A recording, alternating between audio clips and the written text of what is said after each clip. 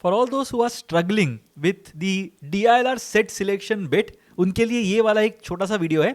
So just understand what all parameters are there. You can customize them according to your needs, but broadly ये parameters देख के अगर solve करोगे तो life will become much easier for you. So do have a look at this. Basic चीजें हैं. I'm sure you will be able to implement it even in the last week. So कोई issue नहीं होना चाहिए. That's why I have kept it as simple as I can. Now parameters बहुत ही straight forward है. पहले तो familiarity, you should know what that set is about. तो अगर familiar लग रहा है, I'll be more keen on solving that set. अगर बिल्कुल भी familiar नहीं है, I will stay away from that set. The second thing is in terms of complexity or understanding. चलो ठीक है, familiar है लेकिन complicated है. So let's say for example, I am looking at something that we call the Einstein's puzzle. तो Einstein's puzzle में क्या होता है? There are 5 people, 5 nationalities, they have 5 pets, they stay in 5 houses, drive 5 cars. ऐसे करके एक 5x5 का grid बनता है. So although it's an arrangement set या फिर एक matrix arrangements वाला set, you know that it is going to be complicated. Similarly, अगर unfamiliar set होगा, कभी वो set देखा नहीं होगा, but understanding में भी वो easy set हो सकता है, which typically happens in terms of the data interpretation sets at the CAT. The third thing that I'm looking at is in terms of effort estimation. तो कितना effort लगने वाला है on the basis of these two parameters to be able to crack open the set. तो set को एक बार crack open कर दोगे ना, उसके बाद you will be able to answer the questions. So 248 rule है. This 248 basically means minutes. So I'll talk about what means what. काफी simple है, तो देखते हैं इसको.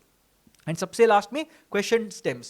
You should also look at the questions when you are deciding whether you want to solve a particular set or not. Because काफी बार ना questions भी अपने को एक indicator दे देते हैं that this set is going to be easy or difficult. तो वो वाला भी part देख लेंगे. So starting with familiarity. So familiarity की अगर बात करेंगे तो familiarity and complexity वाला जो part है ना उसको हम mix करके देख सकते हैं. तो अगर familiar है और simple भी है तो 2 मिनट के अंदर set पूरा का पूरा crack हो जाना चाहिए.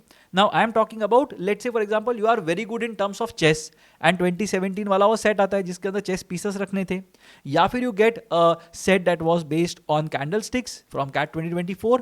तो वहाँ पे अगर मुझे पता है candlesticks क्या है, I know what is open, what is close, what is high, what is low, ये चीज़ें अगर मुझे पता है तो it's very easy for me to solve that particular set. तो अगर familiar भी है और simple भी है, it is going to take barely 2 minutes for you to crack open this set.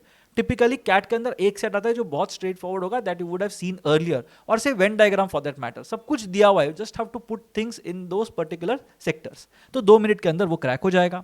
अगर फेमिलियर है, you know the concept but the set seems complex, right? Concept पता है बट कॉम्प्लिकेटेड लग रहा है, अरेंजमेंट सेट है बट थोड़ा complicated लग रहा है, you might have to break your head while solving that set. तो वहां पे मैंने 4 मिनट्स के लिए अकाउंट किया हुआ है.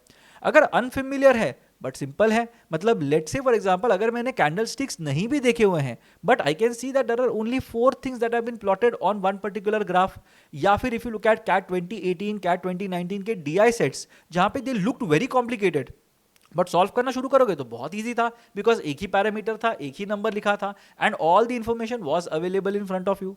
तो अनफेमिलियर है बट सिंपल है तो भी 4 मिनट्स लगेंगे so that you become familiar with this set.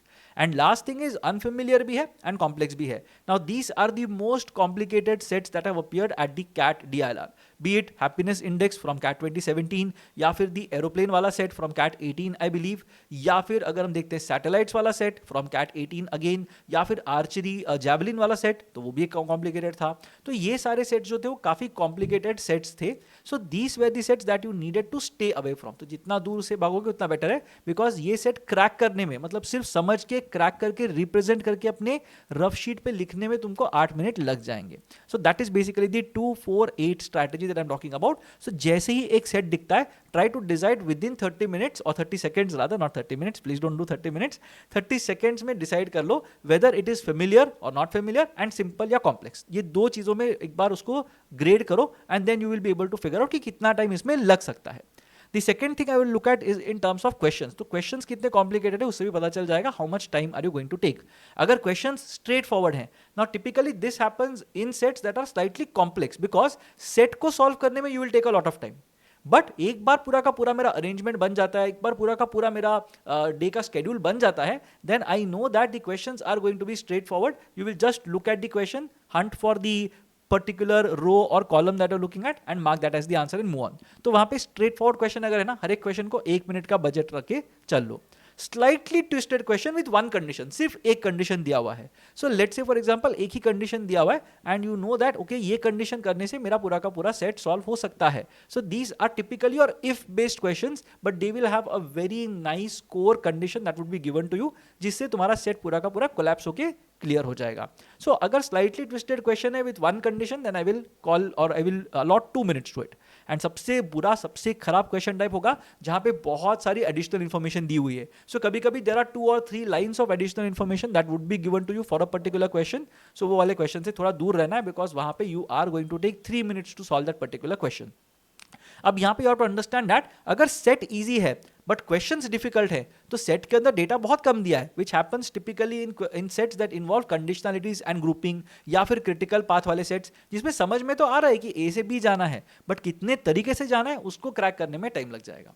सो वहां पे if there is a lot of additional information और assumptions that are required to crack that particular question, तो 3 minute अकाउंट करके चल लो. Now just to give you an example, अगर एक set है let's say for example which is complex, right, and it is not familiar, unfamiliar भी है और कॉम्प्लेक्स भी है, तो 8 minute वहां पे लग जाएंगे. लेट्स से वहां पे क्वेश्चंस भी डिफिकल्ट हैं और 5 क्वेश्चंस हैं, so 3 into 5 15 minutes. So these are the sets where in you will be spending 20 to 25 minutes, जो टिपिकली मॉक्स में देखा जाता है. Now if you get stuck in this kind of a set, it is a very good idea for you to get out of it as soon as possible, right? So please don't remain stuck in this particular set. तो अब कौन सा वाला choose करना है?